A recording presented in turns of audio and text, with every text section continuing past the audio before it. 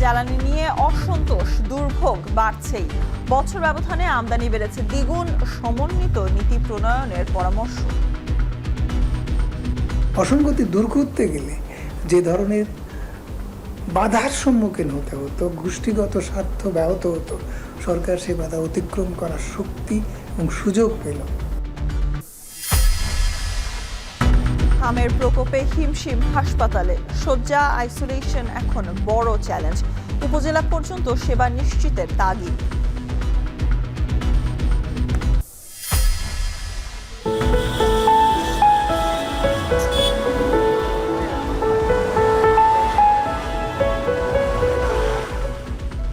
বাংলা বর্ষবরণে নতুন ভোরে জেগে ওঠার প্রত্যয়, রঙিন স্বপ্ন মেখে চলছে প্রস্তুতি, থাকবে লোকজ নানা পরিবেশনা।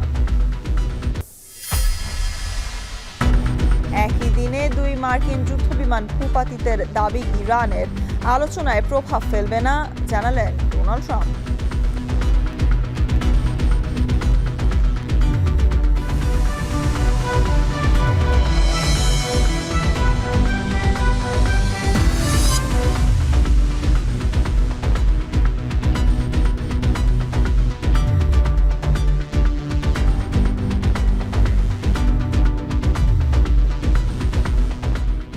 স্বাগত জানাচ্ছি এখন বাণিজ্যে এবং পুরো আয়োজন জুড়ে আপনাদের সাথে আছি আমি সুলতানা স্বর্ণা।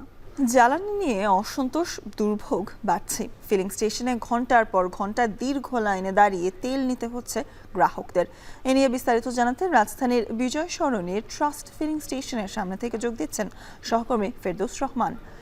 ফেরদৌস, সাপ্তাহিক ছুটির দিনে পাম্পের পরিস্থিতি কেমন দেখছেন? এবং আমরা দেখছি মধ্যরাত থেকেই দীর্ঘ লাইন, গ্রাহকরা তেল পর্যাপ্ত পাচ্ছেন কিনা? যে কটি পাম্প আপনি ঘুরেছেন, পরিস্থিতিকে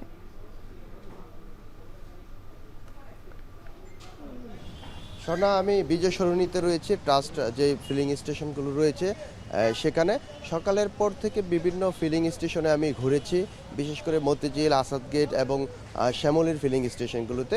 সেখানে গিয়ে যে চিত্র দেখতে পেয়েছি যে গ্রাহকদের দীর্ঘ লাইন, কিন্তু পাম্পগুলোতে তেল নেই বলছেন। এবং আমি এখানে এসে যে চিত্র দেখতে পাচ্ছি যে তারা কর্তৃপক্ষের সঙ্গেও কথা বলেছে, তারা যেমনটি জানিয়েছেন যে দিনরাতি এখানে তেল সরবরাহ করে যাচ্ছেন এবং তারা গ্রাহকদের যে চাহিদা রয়েছে, অর্থাৎ সরকার নির্ধারিত যে নির্দিষ্ট সীমা রয়েছে সেই অনুযায়ী তারা তেল সরবরাহ করছেন, বিশেষ করে অকটেন, ডিজেল এইগুলো তারা দিয়ে যাচ্ছেন। তবে আমি যদি আপনাকে রাজধানীর সামগ্রিক যে চিত্রটির কথা বলে থাকি, যে সকাল থেকে আমি রাজধানীর শ্যামলীতে ছিলাম, আসাদগেট ছিলাম, সেখানে যে পাম্পগুলো রয়েছে অর্থাৎ মালিকানাধীন যে পাম্পগুলো রয়েছে সেখানে কিন্তু যানবাহনের দীর্ঘ লাইন থাকলেও দেখা যাচ্ছে যে তেল নেই পাম্পগুলোতে। পাম্প সংশ্লিষ্টদের সঙ্গে আমাদের কথা হয়েছে, তারা আমাদেরকে যেমনটি জানিয়েছেন যে রাত 1টা নাগাদ তেল শেষ হয়ে যাওয়ায় গাড়ি ডেপোতে পাঠানো হয়েছে এবং তারা বলছেন যে ডেপো থেকে গাড়ি তেল নিয়ে আসা পর্যন্ত, অর্থাৎ দুপুর নাগাদ হবে, দুপুর 12টা-1টার পর থেকে তারা আবার তেল সরবরাহ করা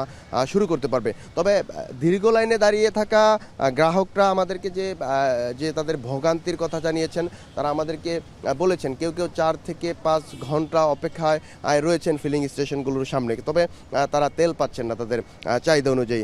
আপনি জানেন যে মধ্যপ্রাচ্য সংকটের কারণে বিশ্বসহ দেশে জ্বালানি সংকটের একটু দেখা দিয়েছে, সেই থেকেই কিন্তু আমরা দেখতে পাচ্ছি যে ফিলিং স্টেশনগুলোতে দিন রাত গ্রাহকদের ভিড় জমতে শুরু করেছে। আমরা এইখানে এসে যে চিত্র দেখতে পেয়েছি যে সকাল 10টার পর থেকে এখানে গ্রাহকদের দীর্ঘ লাইন বাড়তে শুরু করে এবং তারা যেমনটি আমাদেরকে বলেছেন যে এখানে কিছুটা পর্যাপ্ত পরিমাণ তেল না পেলেও তারা যানবাহনে তেল পাচ্ছেন এই ট্রাস্ট যে ফিলিং স্টেশন রয়েছে সেনাবাহিনীর। তবে রাজধানীর অন্যান্য যে ফিলিং স্টেশনের চিত্র, সেখানে কিন্তু আমাদেরকে গ্রাহকরা বলেছেন যে তারা আসলে তাদের চাহিদা অনুযায়ী সেরকম তেল পাচ্ছেন না। তো এই ছিল সবশেষ পরিস্থিতি আমার কাছে। স্বর্ণা, ভিন্ন পাম্পে আমরা ভিন্ন ভিন্ন চিত্র দেখছি, এমনটাই জানাচ্ছিলেন জ্বালানি সংকট নিয়ে সহকর্মী ফেরদৌস রহমান। এবার রাজধানীর বাইরের খবর জানাতে চাই। 12 কেজি ওজনের এলপিজি সিলিন্ডারের সরকারি দাম 1728 টাকা হলেও চট্টগ্রামে বিক্রেতাদের কিনতে হচ্ছে ২,০০০ টাকার বেশি দিয়ে। এছাড়াও রাজশাহীতে জ্বালানি তেল সংকটে বন্ধ রয়েছে বেশি সংখ্যক ফিলিং স্টেশন। পাশাপাশি এলপিজির দাম বাড়ায় দিশেহারা ভোক্তারা। এ নিয়ে বিস্তারিত জানাতে আমাদের সাথে চট্টগ্রামের ১৬ শহর থেকে যুক্ত হচ্ছেন সহকর্মী কাজী মাহফুজ এবং রাজশাহী থেকে যুক্ত হচ্ছেন সহকর্মী মারুফ হাসান। প্রথমে যুক্ত হতে চাই মাহফুজের সাথে। মাহফুজ, সিলিন্ডারের দাম বৃদ্ধি নিয়ে গ্রাহকরা কি বলছেন এবং এই ক্ষোভটা আসলে বিভিন্ন ক্ষেত্রে আমরা বিক্রেতাদের মুখেও আমরা কি শুনতে পারছি?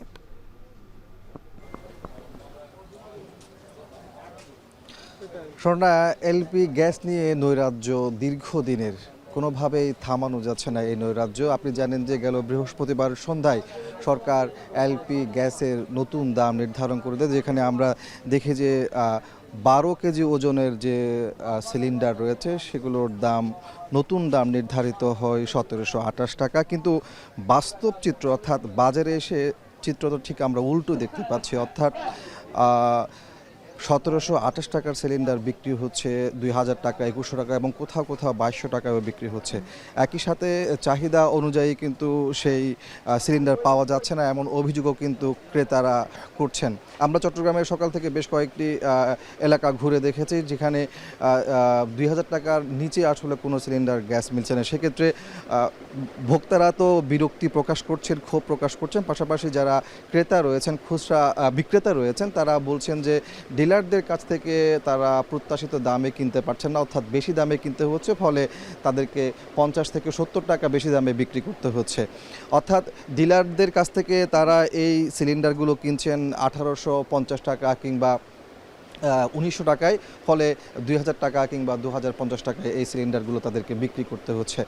আর আপনাকে বলে রাখি যে দেশে কিন্তু আমদানির কোনো সংকট নেই। এই যে আমরা এলএনজি কিংবা এলপি গ্যাস যেটি বলি না কেন, গেল অর্থ বছরের চাইতে আগের অর্থ বছর অর্থাৎ ২০২৪-২৫ অর্থ বছরে কিন্তু এলএনজি এবং এলপি গ্যাস আমদানি হয়েছিল ১২,৪০,০০০ টন।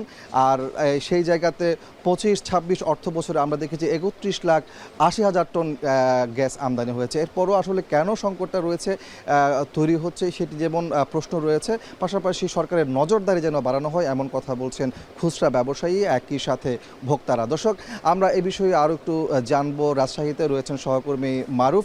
আমাদেরকে জানাবেন যে সেখানে এলপি গ্যাসের দাম কেমন বেচা কেনা হচ্ছে, একই সাথে আসলে প্রশাসনের কোনো নজরদারি রয়েছে কিনা। ধন্যবাদ মাহফুজ। রাজশাহীতেও কিন্তু চট্টগ্রামের মতোই আমরা দেখতে পাচ্ছি যে গ্যাসের যে সংকট সেটা কিন্তু আছে, পাশাপাশি জ্বালানি তেলের যে সংকট সেটা কিন্তু তীব্র আকার ধারণ করেছে। সকাল থেকে আমরা দেখতে পাচ্ছি যে নগরীর যে শিরোইল বাস স্টেশন আছে সেখানে কিন্তু দীর্ঘ সারি ধরে অপেক্ষায় আছেন জ্বালানি তেল সংগ্রহ করার জন্য। বিশেষ করে যারা বাইকার আছেন এবং যারা বিভিন্ন মিনি বাস বা কার নিয়ে আছেন তারা কিন্তু দীর্ঘক্ষণ ধরে অপেক্ষায় আছেন আসলে কখন তারা সেই কাঙ্ক্ষিত তেল সংগ্রহ করতে পারবেন। এখন যেহেতু এখানে ডিজেল এবং অকটেন বন্ধ আছে, শুধুমাত্র দেয়া হচ্ছে পেট্রোল, সেই লাইন কিন্তু আমরা দেখতে পাচ্ছি যে নগরীর শিরোইল স্টেশন রোড থেকে শুরু করে এখানে ভদ্রা মোড় পর্যন্ত চলে গেছে। প্রায় ১ কিলোমিটার দূরত্ব পর্যন্ত তারা কিন্তু অপেক্ষায় আছেন। অনেকেই ভোরে এসেছেন এই জায়গাতে যাতে তারা দ্রুত সময়ের মধ্যে তেলটি সংগ্রহ করতে পারেন। পাশাপাশি এই তেল সংকট থাকার কারণে নগরের অন্যান্য যেসব ফিলিং স্টেশন আছে সেগুলো কিন্তু বন্ধ করে রাখা হয়েছে। দুই একটি জায়গায় তেল দেওয়া হলেও সেগুলোতেও কিন্তু তীব্র যে মানুষের ভিড় এবং যানবাহনের ভিড় সেটি কিন্তু আমরা দেখতে পাচ্ছি। একই সাথে যেহেতু এখানে এলপিজির দাম বাড়ানো হয়েছে সরকারের পক্ষ থেকে, সেই দাম বৃদ্ধি হওয়ার কারণে কিন্তু এখানে সরকারি রেটে যেখানে ১,৭২৮ টাকা দরে ১২ লিটার যে এলপিজি গ্যাস সিলিন্ডার বিক্রির নির্ধারণ করা আছে, সেখানে আমরা দেখতে পাচ্ছি যে রাজশাহীতে সেই সিলিন্ডার গ্যাস কিন্তু বিক্রি করা হচ্ছে ২,০০০ থেকে ২,০৫০ টাকা পর্যন্ত। কোনোভাবেই এখানে যারা এই গ্যাস সংরক্ষণ করে যারা বিক্রি করছেন তারা কিন্তু কোনোভাবে সরকারি যে দাম দর সেটি কিন্তু মানছেন না, এবং এখানে যারা গ্রাহক আছেন তারাও কিন্তু বারবারই অভিযোগ করে আসছে যে কেন এই দাম এত বেশি দামে বিক্রি করা হচ্ছে। যেহেতু ভোক্তারা এখানে একদমই খুচরা মূল্যে এবং ক্রয় করে থাকে, সেই ক্ষেত্রে তারা এই জায়গাতে সবচেয়ে বেশি কিন্তু ভোগান্তির শিকার হয় এবং তারা কিন্তু বিরক্ত প্রকাশ করছে যে বারবার জ্বালানি তেল এবং গ্যাসের যে সংকট সেটি কেন বারবার শুধুমাত্র ভোক্তাদের উপরই চাপিয়ে দেওয়া যায়। এখানে তারা বারবারই একটি অনুরোধ করছেন প্রশাসনকে যাতে জরুরিভাবে প্রশাসন নজরদারি করে এবং তাদের ক্রয় ক্ষমতার মধ্যে যাতে এই ধরনের গ্যাস এবং জ্বালানি তেল থাকে সেটি কিন্তু তারা আশা করছেন। স্বর্ণা, রাজশাহী থেকে এই ছিল আমার কাছে গ্যাস এবং জ্বালানি তেলের সবশেষ তথ্য। জ্বালানি সংকট এবং এলপিজির দাম বৃদ্ধি নিয়ে সবশেষ জানাচ্ছিলেন সহকর্মী কাজী মাহফুজ এবং মারুফ হাসান। এদিকে বছর ব্যবধানে জ্বালানি আমদানির পরিমাণ ও ব্যয় বেড়েছে প্রায় দ্বিগুণ, আর এককভাবে এলএনজি আমদানি বেড়েছে রেকর্ড 5 গুণ পর্যন্ত। চলতি অর্থ বছরের 9 মাসে চট্টগ্রাম বন্দর দিয়ে আমদানি হয়েছে 82 লাখ টন। গত বছর একই সময়ে 55 লাখ টন আমদানির বিপরীতে খরচ ছিল 36,603 কোটি টাকা। অর্থাৎ জ্বালানি আমদানিতে ব্যয় বেড়েছে 24,000 কোটি টাকারও বেশি। এ অবস্থায় জ্বালানি উৎপাদন বাড়াতে সমন্বিত নীতি প্রণয়ন জরুরি, এমনটাই বলছেন বিশেষজ্ঞরা। হাজিরা শুলির প্রতিবেদনে থাকছে বিস্তারিত। জনসংখ্যা, অর্থনীতির আকার ও ক্রমবর্ধমান শিল্পায়নের সঙ্গে পাল্লা দিয়ে বাড়ছে জ্বালানির চাহিদা, অথচ কমেছে অভ্যন্তরীণ উৎপাদন ও এ খাতে বিনিয়োগ। ফলে চাহিদার বড় অংশই পূরণ করতে হচ্ছে আমদানির মাধ্যমে, আর এতে এক বছরের ব্যবধানে সরকারের ব্যয় প্রায় দ্বিগুণ বেড়েছে। চট্টগ্রাম কাস্টমস হাউজের পরিসংখ্যান বলছে, গত অর্থ বছরে চট্টগ্রাম বন্দর দিয়ে ডিজেল, এলএনজি ও এলপিজি সহ অন্যান্য জ্বালানি আমদানি হয়েছে প্রায় 55,50,000 মেট্রিক টন। আর চলতি অর্থ বছরের মাত্র 9 মাসেই তা বেড়ে দাঁড়িয়েছে প্রায় 82 লাখ টনে। এতে সরকারের ব্যয় হয়েছে 61,278 কোটি টাকা, যা আগের বছরের তুলনায় 24,000 কোটিরও বেশি। 9 মাসের আমদানি মূল্য বিশ্লেষণ করলে দেখা যাচ্ছে আমাদের আমদানি মূল্য অনেক বেড়েছে। বিশেষ করে এলএনজি প্রায় 17,000 কোটি টাকার মতো আমদানি হয়েছে এবং আমাদের রেভিনিউ অনেক বেড়েছে। সাম্প্রতিক সময়ে বড় কোনো গ্যাস ক্ষেত্র আবিষ্কার না হওয়া এবং বিদ্যমান মজুদ থেকে উত্তোলন না বাড়ায় গ্যাসের জন্য বাড়ছে এলএনজি নির্ভরতা। চলতি অর্থ বছরে অতীতের সব রেকর্ড ছাড়িয়েছে এলএনজি আমদানি।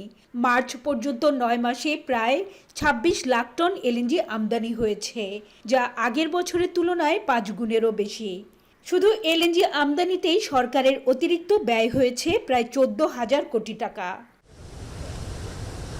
বিশেষজ্ঞরা বলছেন, নবায়নযোগ্য জ্বালানি উৎপাদনের সমন্বিত নীতি না থাকা এবং দেশীয় গ্যাস উত্তোলনে কার্যকর উদ্যোগের অভাবেই প্রকট হচ্ছে আমদানি নির্ভরতা।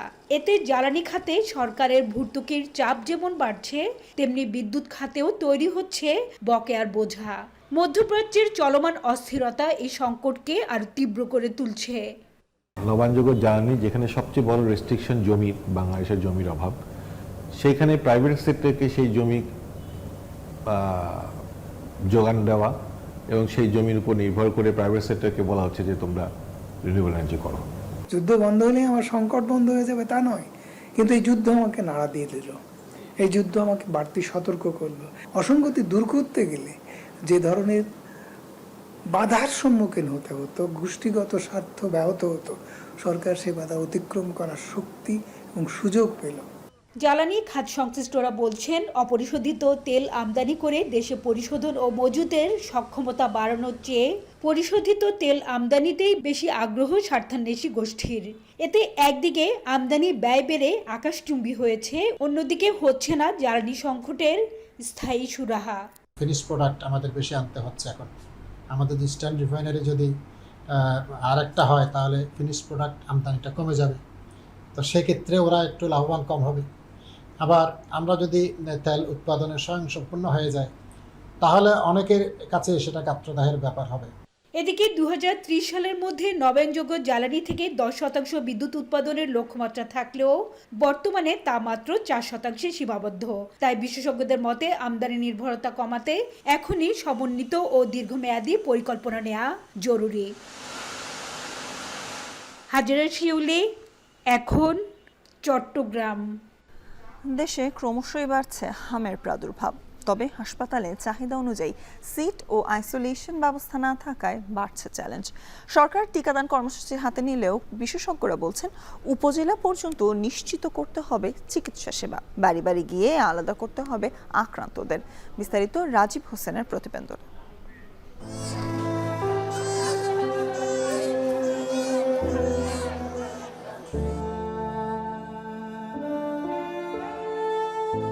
বছরের শুরুতে রোহিঙ্গা ক্যাম্প ও কিছু বস্তি এলাকায় হামের রোগী মেলার খবর এলেও বিষয়টি নজরে আসে রাজশাহীতে ৩৩ শিশুর মৃত্যুর পর, যদিও এদের সবার হাম হয়নি।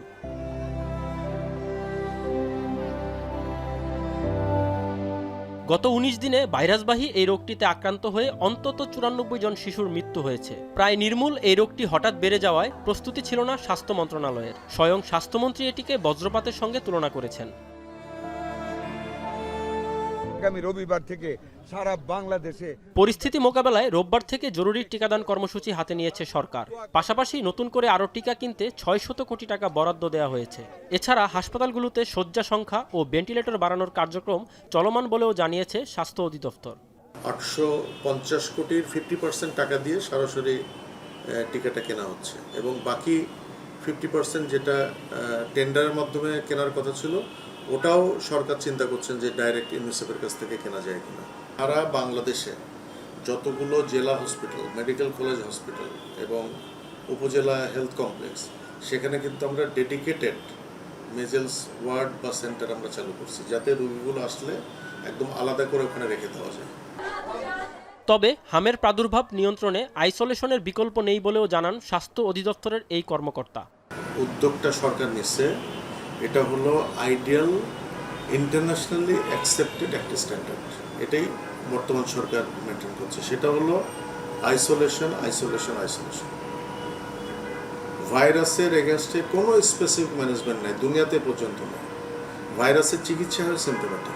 এদিকে টিকাদান কর্মসূচিকে স্বাগত জানালেও বিশেষজ্ঞরা বলছেন হামের চিকিৎসাকে জেলা ও উপজেলা পর্যন্ত বিকেন্দ্রীকরণ করতে হবে, অন্যথায় বাড়বে সংক্রমণের ঝুঁকি। পাশাপাশি আক্রান্ত প্রবণ জেলাগুলোতে বাড়ি বাড়ি গিয়ে রোগীদের হাসপাতালে নিয়ে আসার কার্যক্রম শুরুর পরামর্শ দেন তারা। একটা হাসপাতালে অনেক রোগীর ভিড় করলে যদি আমাদের পর্যাপ্ত ডাক্তার থাকেও কিন্তু জায়গা তো সীমাবদ্ধ, কাজেই এই সুযোগটা বিকেন্দ্রীকরণ করা দরকার। যেখান থেকে রোগী পাওয়া যাচ্ছে তাদের বাড়ি বাড়ি স্বাস্থ্যকর্মীরা গিয়ে তাদেরকে শনাক্ত করে চিকিৎসার ব্যবস্থা করা এবং তাদেরকে অন্যদের বাচ্চাদের কাছ থেকে আলাদা করাটা এই মুহূর্তে জরুরি কর্তব্য। অন্যদিকে জেলা হাসপাতালগুলোতে আইসোলেটেড আইসিইউর ব্যবস্থা করা না গেলে অন্য রোগীরা ঝুঁকিতে পড়বে বলেও আশঙ্কা প্রকাশ করছেন বিশেষজ্ঞরা। তারপরেও আইসিইউতে কিন্তু অন্যান্য রোগে আক্রান্ত বাচ্চারা আছে। এখন যদি আপনি সেই আইসিইউতে এই হামের মতো একটা অত্যন্ত ছোঁয়াচে রোগীকে আনেন তো সবাই কিন্তু আইসিইউতে আক্রান্ত হয়ে যাবে। সরকারি বেসরকারি মিলিয়ে আলাদা আইসিইউ, আইসোলেটেড আইসিইউ বলা যায়, সেটা করে এদের বাঁচাতে হবে। পরিকল্পনা মাফিক কাজ করা গেলে আগামী 1 মাসের মধ্যে মৃত্যুহার ও 2 মাসের মধ্যে হামের প্রকোপ নিয়ন্ত্রণে চলে আসবে বলেও আশা করছেন এই জনস্বাস্থ্য বিশেষজ্ঞ। 1 মাসের মধ্যে মৃত্যুর হারটা অন্তত কমে আসবে, রোগের হার কমতে হয়তো আরও 1 মাস লাগতে পারে। হামের প্রকোপ নিয়ন্ত্রণে রোববার থেকে জরুরি টিকাদান কর্মসূচি শুরু করছে সরকার। তবে বিশেষজ্ঞরা বলছেন প্রকোপ কমাতে টিকার পাশাপাশি উপজেলা পর্যায়ে বাড়াতে হবে আইসোলেশন সুবিধা, পাশাপাশি প্রান্তিক পর্যায়ে গড়ে তুলতে হবে সংক্রামক ব্যাধির স্থায়ী চিকিৎসা কেন্দ্র। রাজীব হোসেন, এখন, ঢাকা। ঢাকাসহ দেশের বিভিন্ন অঞ্চলে বেড়েছে হামের সংক্রমণ। আজ থেকে শুরু হচ্ছে হামের টিকাদান কর্মসূচি। রাজধানীর হাম পরিস্থিতি জানাতে মহাখালীর ডিএনসিসি হাসপাতালে রয়েছেন সহকর্মী সানি মৃধা, যুক্ত হব তার সাথে। সানি, ডিএনসিসি বরাবরই বিশেষায়িত বা ডেডিকেটেড হাসপাতাল হিসেবে আসলে ব্যবহার করা হবে তাকে। বর্তমানে হামের রোগীর আসলে কতজন ভর্তি রয়েছে, চাপ কেমন দেখছেন এবং পর্যাপ্ত শিশু বিশেষজ্ঞ আছে কিনা সেখানে?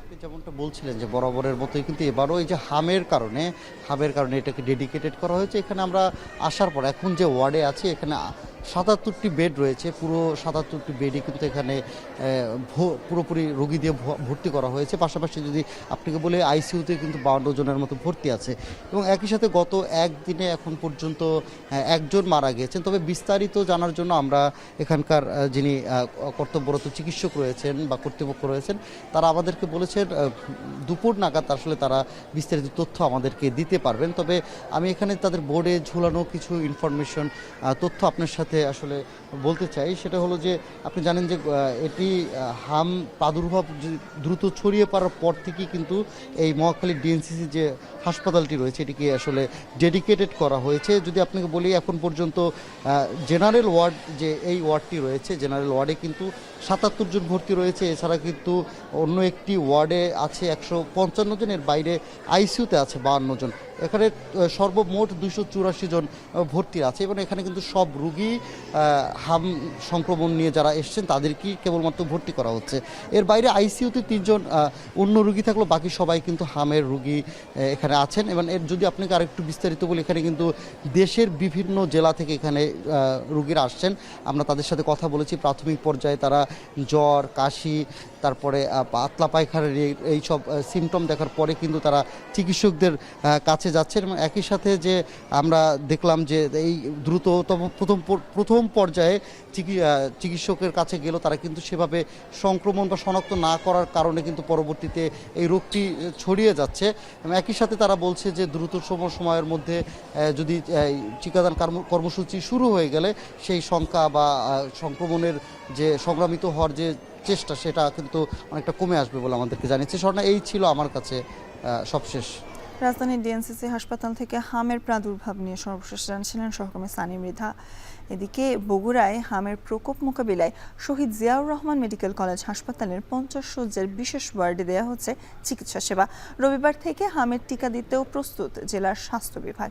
এ নিয়ে আরও জানাতে মেডিকেল কলেজ থেকে যুক্ত হচ্ছেন সহকর্মী রাজীব সেলিম। হামের প্রকোপ মোকাবিলায় স্বাস্থ্য বিভাগ কি উদ্যোগ নিয়েছে এবং সেখানকার আসলে পরিস্থিতি কি?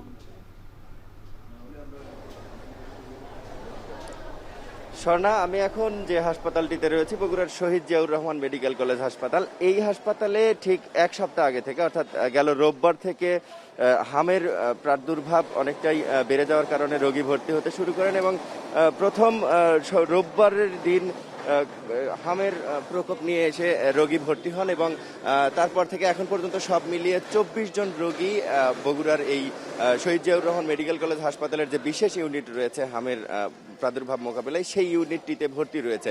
এই ২৪ জন ভর্তি রোগীর গতকাল পর্যন্ত ১৭ জন ছিল এবং গেল ২৪ ঘন্টায় ৭ জন রোগী ভর্তি হয়েছে। অর্থাৎ ২৪ ঘন্টায় যখন ৭ জন রোগী ভর্তি হচ্ছে স্বাভাবিকভাবেই জেলায় হামের প্রাদুর্ভাব বেড়েছে এমনটি মনে করছেন সাধারণ মানুষ এবং কিছুটা উদ্বেগ ছড়িয়েছে এ কারণে। এবং গেল মঙ্গলবার রাতে শেরপুর উপজেলার একটি শিশু হুমায়রা নামের একটি শিশু মৃত্যুবরণ করেছে এবং তারপর থেকেই কিন্তু অনেকটাই আতঙ্ক ছড়িয়েছে জেলার সাধারণ মানুষের মধ্যে। এবং চিকিৎসকরা বলছেন যে এভাবে আতঙ্কিত না হয়ে হামের যে লক্ষণ সেই লক্ষণগুলো যদি দেখা দেয়, জ্বর বা শরীরে লালচে ভাব যদি দেখা দেয়, সেই ক্ষেত্রে চিকিৎসকের পরামর্শ নিতে বলেছেন স্থানীয় এই হাসপাতালের চিকিৎসকরা।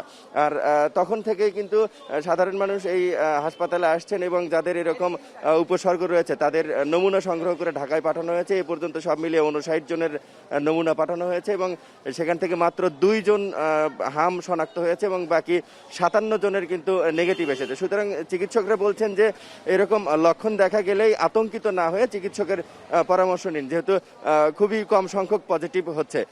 এই ছিল আমার কাছে বগুড়া থেকে হামের প্রাদুর্ভাব নিয়ে সবশেষ খবর। স্বর্ণা, মধ্যপ্রাচ্যের সংঘাতের বলি হয়ে বাহরাইনে নিহত চট্টগ্রামের সন্দ্বীপের প্রবাসী SM তারেকের মরদেহ দেশে এসে পৌঁছেছে। শুক্রবার সন্ধ্যায় শাহজালাল বিমানবন্দরে পৌঁছালে তার মরদেহ গ্রহণ করেন প্রবাসী কল্যাণমন্ত্রী, প্রতিমন্ত্রী এবং পররাষ্ট্র প্রতিমন্ত্রী। মন্ত্রীরা জানান, মধ্যপ্রাচ্যে নিহত সকল প্রবাসীদের মরদেহ ফেরাতে কাজ করছে সরকার। আরও জানাচ্ছেন কামরুল হাসান জনি। বাহরাইনে নিহত প্রবাসী SM তারেকের মরদেহ শুক্রবার সন্ধ্যায় দেশে পৌঁছেছে। প্রায় ২৭ বছর আগে বাহরাইনে যাওয়া এই কর্মী ১ মাস আগে কর্মস্থলে ক্ষেপণাস্ত্র হামলার ধ্বংসাবশেষ পড়ে মারা যান। বিমানবন্দরে তার মরদেহ গ্রহণ করেন প্রবাসী কল্যাণ ও বৈদেশিক কর্মসংস্থান মন্ত্রী আরিফুল হক চৌধুরী, প্রতিমন্ত্রী মোহাম্মদ নুরুল হক ও পররাষ্ট্র প্রতিমন্ত্রী শামা ওবায়দ ইসলাম। প্রবাসী কল্যাণ মন্ত্রণালয়ের পক্ষ থেকে অনুদানের চেক সহ নিহতের পরিবারের কাছে মরদেহ হস্তান্তর করেন তারা। পরে ঢাকা থেকে তার মরদেহ চট্টগ্রামের উদ্দেশ্যে নেওয়া হয়। প্রবাসী কল্যাণ মন্ত্রী বলেন, মধ্যপ্রাচ্য সংঘাত পরিস্থিতিতে প্রবাসীদের নিরাপত্তা ও সচেতনতার জন্য দূতাবাসগুলো কাজ করছে। প্রবাসীদের বিষয়ে সার্বক্ষণিক খোঁজ খবর রাখছেন প্রধানমন্ত্রী।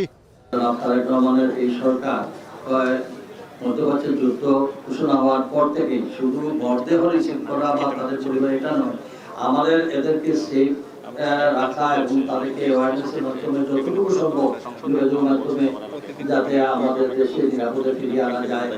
পররাষ্ট্র প্রতিমন্ত্রী জানান, মধ্যপ্রাচ্যের যুদ্ধে নিহত সবার মরদেহ দেশে আনার চেষ্টা করছে মন্ত্রণালয়। ফ্লাইট জটিলতায় দেশে আটকে থাকা প্রবাসীদের ভিসার মেয়াদ বৃদ্ধির লক্ষ্যেও সংশ্লিষ্ট দেশের সঙ্গে আলোচনা চলছে। ভিসার মেয়াদ 1 মাস বাড়ানো হয়েছে এবং যে সকল দেশের ভিসার মেয়াদ আরো বাড়ানো দরকার সেগুলো আমরা ইতিমধ্যে কূটনৈতিক তৎপরতা চলছে, সেই ভিসার মেয়াদও বাড়বে। আমাদের বাংলাদেশিদেরকে হারিয়েছি 6 জনকে এবং আরও যাতে আমরা সেইটা না হারাই সেই ব্যবস্থা আমরা যতদূর সম্ভব আমরা নিচ্ছি। মধ্যপ্রাচ্যের যুদ্ধ পরিস্থিতিতে অনেক প্রবাসী চাকরি হারিয়েছেন, অনেকের বেতন নেমে আসছে অর্ধেকে।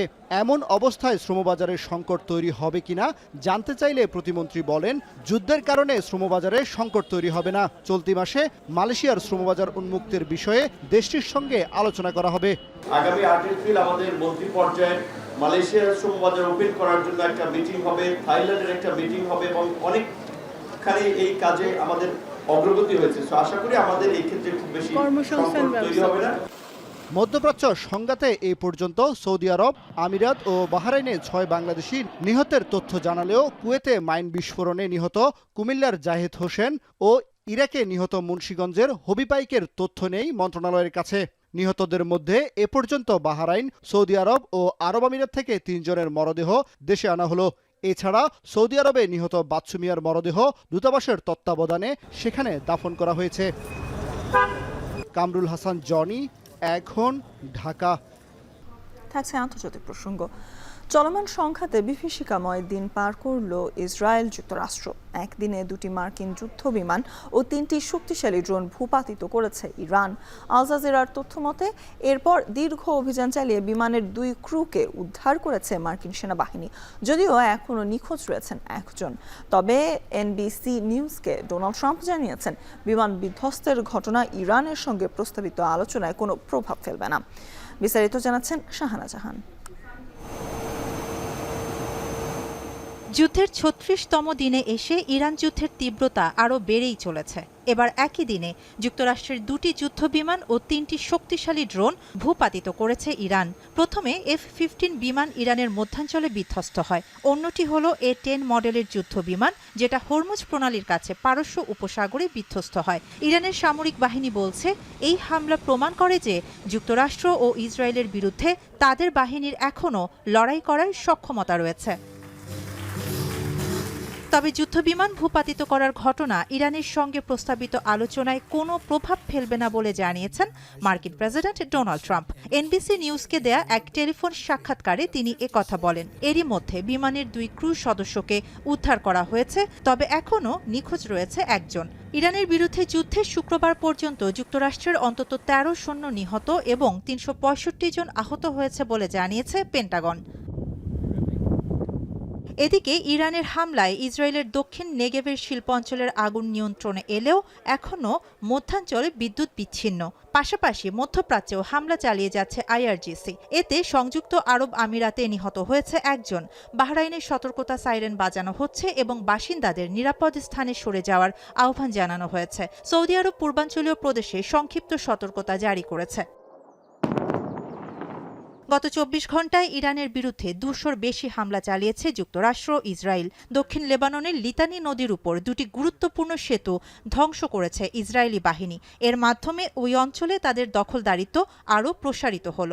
বৈরুতেও একের পর এক হামলা চালাচ্ছে ইসরায়েল। দ্বিতীয় দফায় হামলা চালানো হয়েছে ইরাকের মোসুল শহরে পপুলার মোবিলাইজেশন ফোর্সেস PMF এর সদর দপ্তরে। অন্যদিকে উত্তর ইসরায়েলে ড্রোন হামলার দায় স্বীকার করেছে হিজবুল্লাহ। গত একদিনে দেশে ও এই অঞ্চলে অবস্থিত মার্কিন ঘাঁটিগুলোকে লক্ষ্য করে 19টি অভিযানের দাবি করেছে ইরাকের ইসলামিক প্রতিরোধ বাহিনী। শাহানা জাহান, এখন বিশ্ব। বিধানসভার নির্বাচন প্রসঙ্গ। স্বচ্ছ ভোটার তালিকা তৈরির লক্ষ্যে ভারতের বিধানসভা নির্বাচনের আগে থেকেই পশ্চিমবঙ্গে শুরু হয় তালিকায় সংশোধন। তবে সেই তালিকা থেকে কয়েক লাখ ভোটারের নাম বাদ পড়তেই ক্ষোভে ফুঁসছেন পশ্চিমবঙ্গের মুখ্যমন্ত্রী মমতা ব্যানার্জি। বিজেপির অভিযোগ, ভুয়া ভোটাররাই তৃণমূলকে পশ্চিমবঙ্গের ক্ষমতায় টিকিয়ে রেখেছে। কলকাতা থেকে দীপক দেবনাথের পাঠানো প্রতিবেদন। বিধানসভা নির্বাচনে ভোটারদের মন জয়ে গুরুত্বপূর্ণ ফ্যাক্টর হয়ে দাঁড়িয়েছে এসআইআর। ইস্যুটি আসন্ন নির্বাচনে বিজেপির ভরাডুবির কারণ হবে বলে ইঙ্গিত দিয়েছেন পশ্চিমবঙ্গের মুখ্যমন্ত্রী। নির্বাচনী রোড সভা, পথসভা ও জনসভাতেও ভোটার তালিকায় সংশোধনীর বিষয়ে পক্ষে বিপক্ষে কথা বলছেন প্রার্থীরা। মনে রেখে দিও, শুক্রবার দক্ষিণ দিনাজপুরের হরিরামপুরে তৃণমূল কংগ্রেসের প্রচারণায় উপস্থিত ছিলেন দলনেত্রী মমতা। সেখান থেকেই নরেন্দ্র মোদীর পদত্যাগ দাবি করেন মুখ্যমন্ত্রী। ভোট দিতে বাধা হলে মা বোনেরা ঘরে যা আছে শান্তিপূর্ণভাবে আপনারা বেরোবেন এবং বলবেন আমার ভোটাধিকার আমি দিতে চাই, আপনি আমার সাংবিধানিক অধিকার কাটতে পারেন না। বিজেপিকে শূন্য করে বাংলাকে পূর্ণ করার ডাক দিয়ে মমতা ব্যানার্জি বলেন, বিজেপির চক্রান্তের খেলা বুঝে নেওয়া হবে। খেলা হবে দুরন্ত খেলা, দুর্দান্ত খেলা। বিজেপিকে শূন্য করে দিন, বাংলাকে পূর্ণ করে দিন। মমতার স্পষ্ট বক্তব্য, 2026 সালেই বিজেপির বিদায় হবে। বাংলা বিদায় করে তারপর তাদের দিল্লি থেকে বিদায় করতে হবে। বিজেপি তোমায় শূন্য করে দেব। বিজেপিকে বাংলা বিরোধী আখ্যায়িত করে মমতা বলেন, উত্তরপ্রদেশ, রাজস্থান, উড়িষ্যা, মধ্যপ্রদেশে বাংলায় কথা বললে গ্রেপ্তার করা হচ্ছে, দিল্লিতে বাংলায় কথা বললে জ্বালিয়ে দিচ্ছে। বিজেপি বাংলা বিরোধী। উত্তরপ্রদেশে বাংলায় কথা বললে অ্যারেস্ট করছে, রাজস্থানে বাংলায় কথা বললে অ্যারেস্ট করছে, দিল্লিতে বাংলায় কথা বললে জ্বালিয়ে দিচ্ছে। মনে রাখবেন, বাংলা বিরোধী বিজেপি। রাজ্যের মালদার মোথাবাড়িতে বিচারকদেরকে আটকে রেখে হামলা, গাড়ি ভাঙচুরের ঘটনায় বিজেপি, আইএসএফ ও কংগ্রেসকেও দায়ী করেছেন তৃণমূল নেত্রী। মালদার মোথাবাড়িতে যে ঘটনা ঘটেছে, যে করেছে তাকে হাতে নাতে ধরেছে জানেন? আমাদের সিআইডি। মুম্বাই থেকে বিজেপি ধার করে ওই মিমকে নিয়ে এসছে। যদিও মালদার ঘটনায় গ্রেপ্তারকৃত প্রধান অভিযুক্ত মোফাক্কারুল ইসলামের সাথে তৃণমূলের সম্পর্ক রয়েছে বলে দাবি করেছেন কেন্দ্রীয় মন্ত্রী ও বিজেপি নেতা সুকান্ত মজুমদার। মমতা বন্দ্যোপাধ্যায় তার সাথে মোফাক্কারুল একই মঞ্চে তৃণমূল কংগ্রেসের বিভিন্ন বিষয় নিয়ে পোস্ট। শুধু জনসভা নয়, ভোটারদের মন পেতে দাঁড়ে দাঁড়ে উত্তাপ ছড়াচ্ছে জোড়াফুল ও গেরুয়া শিবিরের প্রার্থীরা। একদিকে তাপপ্রবাহ, অন্যদিকে রাজনৈতিক প্রার্থীদের একে অপরকে নিশানা, সব মিলিয়ে ভোটের পারদ তুঙ্গে। এবারের নির্বাচনে হাই ভোল্টেজ আসন সোনাপুর দক্ষিণ। সিটটি ধরে রাখতে লড়াইয়ের মঞ্চে তৃণমূলের প্রার্থী বর্তমান বিধায়ক অভিনেত্রী লাভলি মৈত্র। অন্যদিকে বিজেপি প্রার্থী আরেক জনপ্রিয় অভিনেত্রী রূপা গাঙ্গুলি। প্রচারণায় প্রার্থীরা একে অপরকে ছাড়িয়ে গেলেও চূড়ান্ত জয়ের হাসি ফুটবে কার মুখে তা জানতে অপেক্ষা করতে হবে 4 মে পর্যন্ত। এখন কলকাতা। থাকছে খেলার খবর। চীনের বিপক্ষে ম্যাচ ঘিরে ব্যাংককে আলপাইন ট্রেনিং ক্যাম্পে 1.5 ঘন্টার অনুশীলন করেছে টিম বাংলাদেশ। দ্বিতীয় ম্যাচের আগে নিজেদের ভুল শোধরানোয় বেশি মনোযোগ ছিল কোচ পিটার বাটলারের। থাইল্যান্ডের গরমের তীব্রতা থাকলেও ম্যাচে ভালো করার ব্যাপারে আত্মবিশ্বাসী অধিনায়ক অর্পিতা। ব্যাংককের রাজামাঙ্গালা স্টেডিয়ামে ম্যাচ শুরু হবে বাংলাদেশ সময় বিকেল 3টায়। ফারহান ইহসানের প্রতিবেদন। 2026 অনূর্ধ্ব 20 নারী এশিয়ান কাপ বাছাই পর্বে নিজেদের প্রথম ম্যাচে থাইল্যান্ডের বিপক্ষে 2-0 গোলে এগিয়ে থেকেও 3-2 ব্যবধানে হেরেছে বাংলাদেশ। দ্বিতীয় ম্যাচে শক্তিশালী চায়নার বিপক্ষে লড়াইয়ের আগে অনুশীলনে ব্যস্ত সময় পার করেছে অর্পিতা সাগরিকারা। গরম ও আর্দ্র আবহাওয়া সত্ত্বেও হেড কোচ পিটার বাটলার খেলোয়াড়দের নিয়ে প্রায় 75 মিনিটের একটি ইন্টেন্সিভ ট্রেনিং পরিচালনা করেন। সেশনে ছিল structured warm up, passing drill এবং ম্যাচ পরিস্থিতি ভিত্তিক একটি প্রতিযোগিতামূলক ইন্ট্রা স্কোয়াড প্র্যাকটিস ম্যাচ। দরে বড় ধরনের কোনো ইনজুরি নেই, ছোটখাটো দু একটা সমস্যা ছাড়া আজকে তো মোটামুটি সবাই ট্রেনিং করেছে, পুরো 23 জনের স্কোয়াডই ট্রেনিং করেছে। গত ম্যাচে যেই ভুলভ্রান্তিগুলো ছিল, ট্যাকটিক্যালি যেই প্রবলেমগুলো আমরা ফেস করেছি, মেয়েরা যে ভুলগুলো করেছে, কোচ আসলে স্পেশালি আজকে ওই ভুলগুলো কিভাবে শুধরানো যায়, ভুলের পরিমাণ কিভাবে কমিয়ে আনা যায়, ওগুলো নিয়ে কাজ করেছে। গত ম্যাচে চিহ্নিত কিছু দুর্বল দিক নিয়ে কোচিং স্টাফ খেলোয়াড়দের সাথে আলাদাভাবে কাজ করেছেন। অনুশীলনের শেষ অংশে সেট পিস নিয়ে ট্রেনিং করানো হয়, যেখানে ছিল আক্রমণ ও রক্ষণ দুই দিক থেকেই বিভিন্ন পরিস্থিতি নিয়ে ড্রিল। চায়না তারা ওয়ার্ল্ড ফুটবল অনেক ভালো অবস্থান করছে, তাদের এগেনস্টে আমরা খেলবো। সো আমরা ডিফেন্ডিং শেপ, আমাদের সেট পিসগুলো নিয়ে কাজ করেছি, যাতে আমরা এই সেট পিসে বা ডিফেন্সের সিলি কোনো মিস্টেকে যেন আর গোল কনসিড না করি, আমরা ওইটার উপরই জোর দিচ্ছি বেশি। সেশন শেষে কোচ পিটার বাটলার মাঠেই খেলোয়াড়দের সঙ্গে সংক্ষিপ্ত আলোচনা করেন। গত ম্যাচে গুরুত্বপূর্ণ বিষয়গুলো তুলে ধরে চীনের বিপক্ষে ম্যাচের জন্য প্রয়োজনীয় কৌশলগত নির্দেশনা দেন তিনি। চীনের বিপক্ষে নিজেদের সেরা খেলা খেলতে আত্মবিশ্বাসী অধিনায়ক অর্পিতা। কোচ আমাদের পজিশন শেপ যেগুলো ভুল ছিল সেগুলো নিয়ে কাজ করাইছে, ফিনিশিং প্রবলেম ছিল আমাদের, সেগুলো নিয়ে কাজ করাইছে। চায়না টিম মোটামুটি ভালো, তো আমরা তাদের সাথে ফাইট করব এবং আমরা রেডি তাদের সাথে ফাইট করার জন্য। চ্যালেঞ্জটা কঠিন, তবুও স্বপ্ন শক্তিশালী চীনকে হারিয়ে নিজেদের সামর্থ্যের প্রমাণ দিতে চায় দামাল কন্যারা। ফারহান ইহসান, এখন। এর মধ্যে দিয়ে শেষ করছে এখন বাণিজ্য। তবে এখন টেলিভিশন ওয়েবসাইটে দেখতে ভিজিট করুন www.ekhon.tv। এছাড়া ফেসবুকে দেখা যাচ্ছে facebook.com/tv.ekhon। এছাড়া ইউটিউবে দেখতে ভিজিট করুন youtube.com/c/ekhon tv-তে।